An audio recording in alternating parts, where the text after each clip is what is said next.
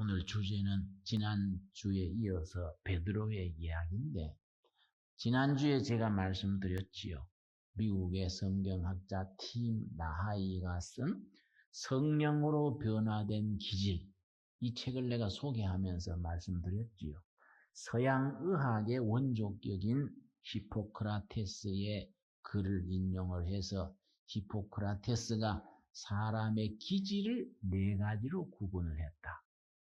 그걸 1787년에 독일의 철학자 임마누엘 칸트가 히포크라테스의 글을 인용을 하면서 사람의 기질 4가지를 이렇게 철학적으로 해석을 해서 낸 책이 그 시대에는 아주 많이 보급됐었습니다. 이걸 팀 라하이라는 미국의 학자가 그걸 바탕으로 해서 성경의 여러 인물들을 그 4가지 기질에다가 비유를 들어서 설명을 하기를 다혈질, 욱하고 나섰다가 정열도 있고 열심도 있는데 욱하고 나섰다가 뒷감당 못하고 그런 경우를 일컬어서 베드로 타입이다. 베드로가 그랬지 않습니까? 두 번째는 담즙질이라 그래서 사도 바울을 대표로 들었는데 아주 전투적이고 아주 의지력이 굳고 아주 참 일꾼이지만은 반면에 인정이 없고 너무 매몰차고 일을 위해서 가족이나 동지들을 막 희생시키고 그런 사람들이 독재자적인 면모를 갖추는 스타일이라는 거지요. 그런 스타일을 이제 바울 스타일이라고 분류를 한 겁니다. 세 번째는 이제 모세를 대표로 해서 이상주의적이고 아주 비전이 있고 사상도 분명한데 인간관계가 부족하다. 인간관계를 잘 맺지 못하기 때문에 모처럼 높은 이상을 가지고 본인은 진실하고 꿈 많고 좋은 부인데 사회성이 약해서 뜻을 이루지 못하는 경우가 많다. 이걸 이제 우울증이라고 번역을 하면서 모세가 대표적인 경우다. 그렇게 설명을 하고 있습니다. 끝으로 이제 아브라함을 기준으로 해서 그렇게 사람이 양순하고 법 없어도 사는 좋은 성격이지만은 물에 물 탄 듯, 술에 술 탄 듯, 사람이 너무 좋아가지고 일을 추진하지 못하고 그렇게 아주 일꾼이 되지 못하는 경우 점액질이라고 번역을 했습니다만은 이런 스타일을 비교하면서 우리 다혈질의 베드로의 경우를 지난주에 약간 설명을 했습니다. 그 베드로가 예수님을 만나지 못했다면은 이 길고 긴 역사 속에서 그냥 길가의 잡초처럼 그냥 지나갔을 사람인데 베드로에게 결정적인 사건이 뭡니까? 나사렛 예수를 만난 거예요. 이 만남이 중요하죠. 만남. 인생살이에 있어서 만남이 중요합니다. 부부의 만남, 부모 자식 간의 만남, 교회도 목사와 교인들의 만남, 인생에 있어서 만남이라는 것이 참 중요합니다. 베드로가 예수를 만났기 때문에 개인뿐 아니라 역사에 큰 쓰임을 받은 겁니다. 그 베드로가 예수님을 만나기 전에 이름이 뭐였습니까? 예수님 만나기 전에 베드로 이름 누가 기억하십니까? 요한복음 1장 42절에 나오는데 예수님이 베드로를 만났을 때 너가 지금까지는 시몬으로 살았다. 그러나 장차 미래지요. 미래는 달라진다. 미래. 너는 개바, 베드로지요. 반석, 바이라는 얘기입니다. 반석. 네가 지금까지는 시몬으로 살았지만은 미래는 베드로로 바뀌리라. 그래서 우리 신앙의 과정을 우리가 딱 구분해서 말하자면은 시몬에서 베드로로 변화되는 과정. 이게 이제 우리 자신에게 적용될 때에 우리가 정말 영적으로 우리가 진도가 나가는 겁니다.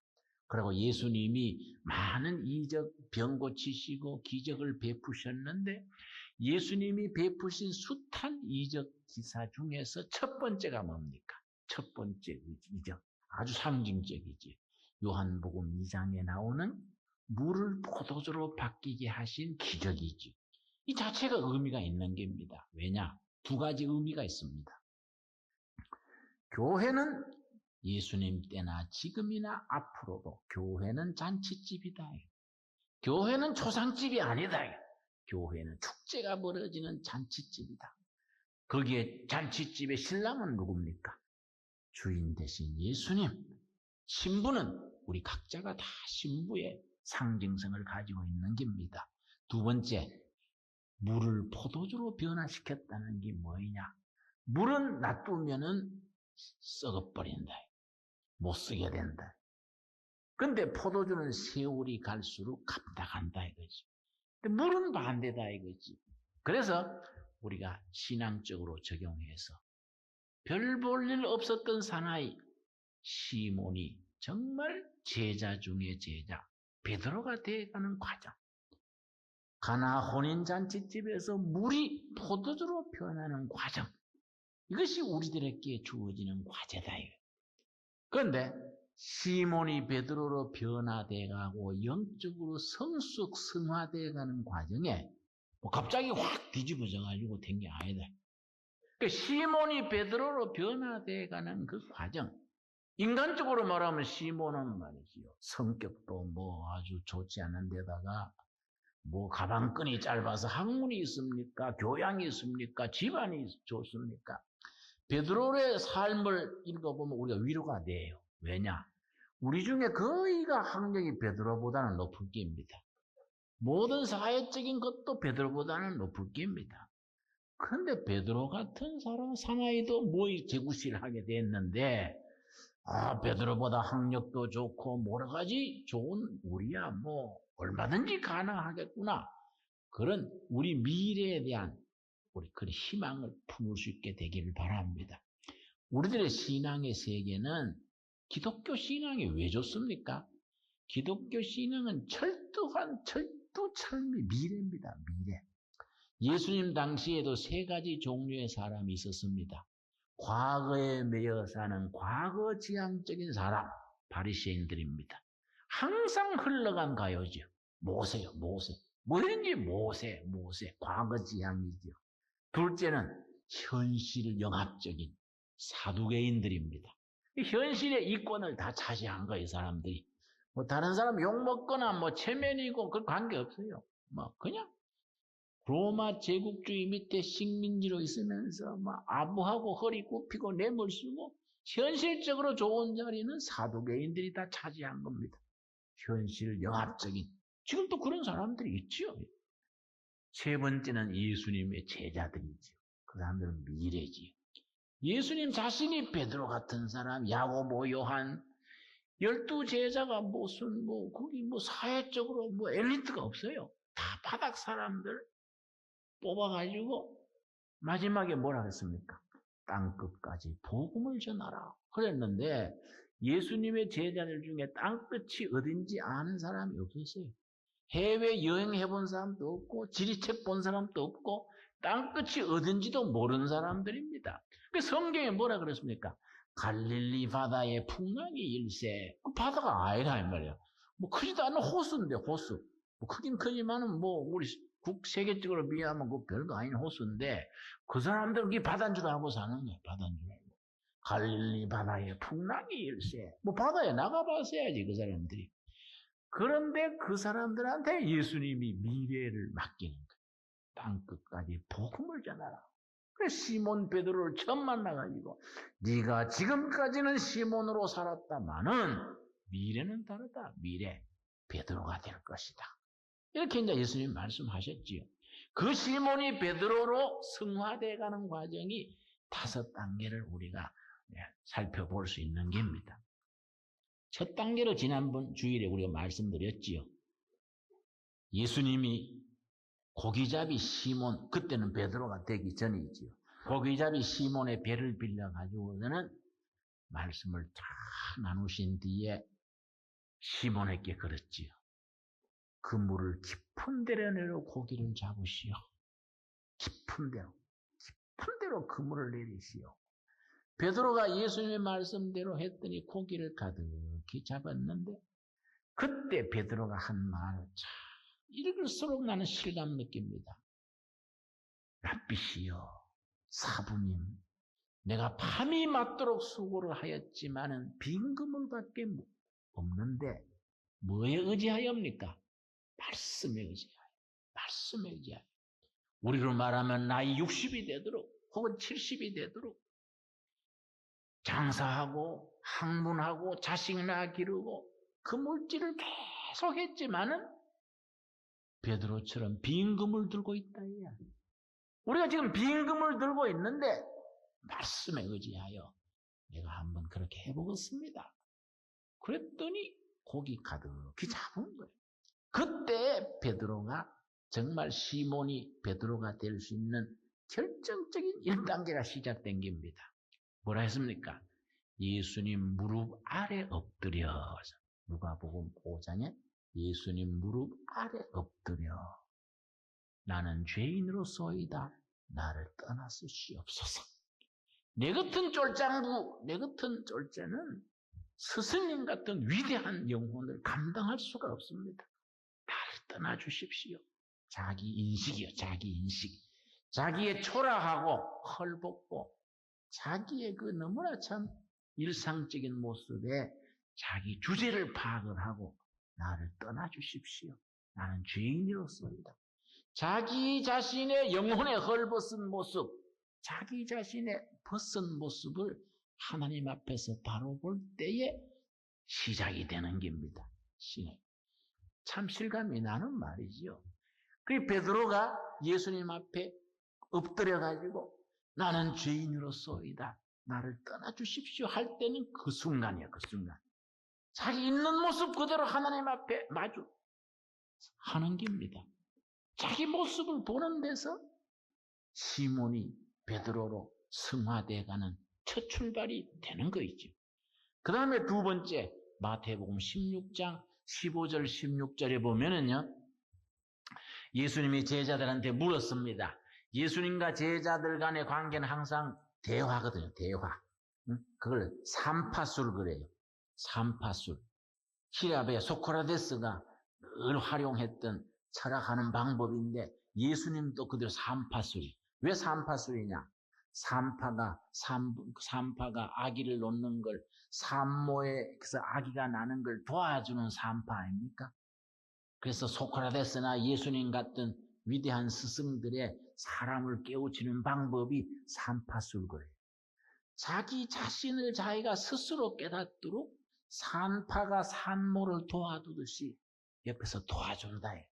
그러니까 그게 대화지요, 대화. 예수님이 제자들한테 세상 사람들이 나를 누구라 하더냐? 그 예수님의 제자들이 엘리야라고도 하고요. 세례 요한이 다시 태어났고 하고 이런저런 말 합니다. 그때 예수님이 아주 중요한 질문을 하는 겁니다. 너희는 나를 누구라 하느냐? 너희는 나를 누구라 하느냐? 우리 자신에게 주시는 질문이지요. 여러분, 내가 예수님을 누구로 믿고 고백하고 인정하느냐? 가장 중요한 초점입니다. 너희는 나를 누구라 하느냐? 거기에서 대답하는 내용이 그 삶의 내용이에요. 베드로가 아주 정답 중에 정답을 한 겁니다. 주는 그리스도시요 살아계신 하나님의 아들이로소이다.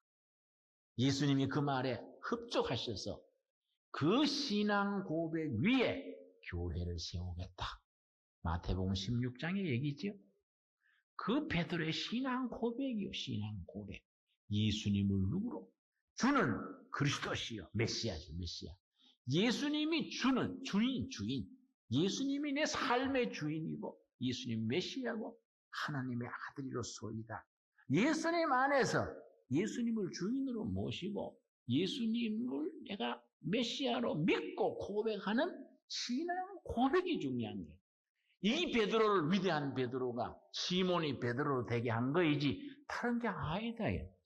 그런 점에서 베드로의 고백인 요한복음 6장 66절에 보면은 한 단계 더 깊이 들어갑니다. 요한복음 6장 66절에서 69절 사이에 아주 참 황금같이 귀중한 베드로의 고백입니다. 요한복음 6장이 본문 말씀을 뭐라고 말을 하느냐 하면은 인류 역사상에 등장한 가장 위대한 고백이다. 그렇게 성경 해설자가 쓴 책이 있습니다. 인류 역사상에 등장한 많은 신앙 고백들 중에 가장 간결하고 가장 본질적인 신앙 고백이 요한복음 6장 66절에서 69절 사이에 이 고백이다. 그렇게 평가를 합니다. 자, 무슨 내용이냐? 66절. 그때부터 그의 제자 중에서 많은 사람이 떠나가고 다시 그와 함께 다니지 아니하더라. 예수님이 떡을 나누어 주시고 병자를 고쳐 주시고 이렇게 하니까 사람들이 구름대처럼 모였습니다. 근데 예수님이 하는 말씀이 내 양식은 땅에 있는 게 아니고 하늘에 있다. 난 땅의 정권이나 땅의 권력을 생각하는 게 아니고 하나님 나라 운동이다. 이렇게 나가니까 너무 어렵다. 그러고 막 가버리는 거예요. 떡 주고 병 낫고 할 때는 막 따라왔는데 갈수록 예수님이 하시는 말씀이 갈수록 태산이다. 이거 우리는 그래는 못하겠다. 떠나가 버리는 거예요. 그러니 그 다음 67절 뭐라 그랬습니까? 예수께서 12 제자에게 이르시되 너희도 가려느냐? 다 떠나가는데 너희도 갈 거냐? 그랬더니 시몬이 다혈질 아닙니까?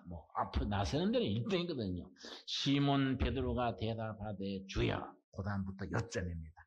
인류 역사상의 가장 위대한 신앙 고백이라는 내용이 나오는 겁니다.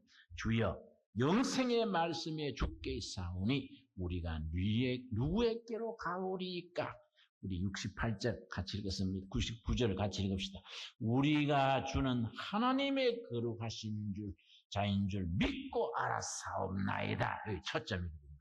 베드로가 알고 믿은 게 아니다 이거지요. 베드로가 알고 믿었다면 베드로의 지적 수준이 있지 않습니까? 베드로가 그런 지적인 능력이 떨어지는 수준이지 알고 믿는 거는 그거는 수준이 안 되는 거지요. 근데 본문은 뭐라 그랬습니까? 믿고 알았습니다. 믿고 알았습니다. 주여, 영생의 말씀이 여기에 있는데 참 진리의 본질, 생명 자체, 영생이 있는데 우리가 어디에 딴 데로 가겠습니까? 주는 하나님의 거룩하신 자이신 줄 우리 믿고 알게 됐습니다. 아주 위대한 고백이에요.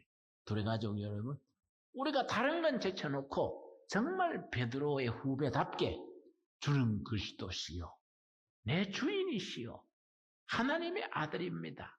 영생의 말씀에 진리 자체가, 생명 자체가 여기 있으니까 다른데 우리가 헛되이 방황하고 찾고 그렇게 하지 않겠습니다. 우리가 그렇게 진솔하게 우리가 고백할 수 있는 우리들이 되어질 수 있게 되기를 바랍니다. 그런 진정한 고백에서부터 그 다음 단계로 나가는 겁니다. 여러분, 오해하시면 안 돼요. 베드로가 그래 고백했다고 다 된 게 아니에요. 딱 돌아서가지고 엉뚱한 소리. 예수님 잡혀가던 날 벌벌벌 떨고 예수님이 고난당하시는데 베드로는 모닥불 쪼으면서 자기 스승 예수님이 보는 앞에서 저주하면서 부인하는 거예요. 이게 이제 베드로가 나아가는 영적 하나의 과정이에요, 과정. 우리도 산호라면은 목사고 장로고 교회도 수십 년 다녔는데 어떤 이권 앞에, 어떤 위협 앞에, 조그마한 유혹 앞에 형편없이 허물어지는 경우가 있는 겁니다. 그렇다고 포기할 일 아니다. 베드로도 있는데 베드로는 예수님 앞에서 저주하면서 부인했는데 나는 거기까지 안 갔으니까 기회는 있는 거예요. 베드로가 예수님의 말씀 듣고 눈물 흘리며 회개했거든. 눈물 흘리며. 이런 과정을 거쳐서 성령 충만한 베드로로 나아가는 겁니다. 우리가 그런 영적 과정에서 진보와 발전을 이루어가는 우리들의 모습이 되어지기를 바랍니다. 기도하겠습니다.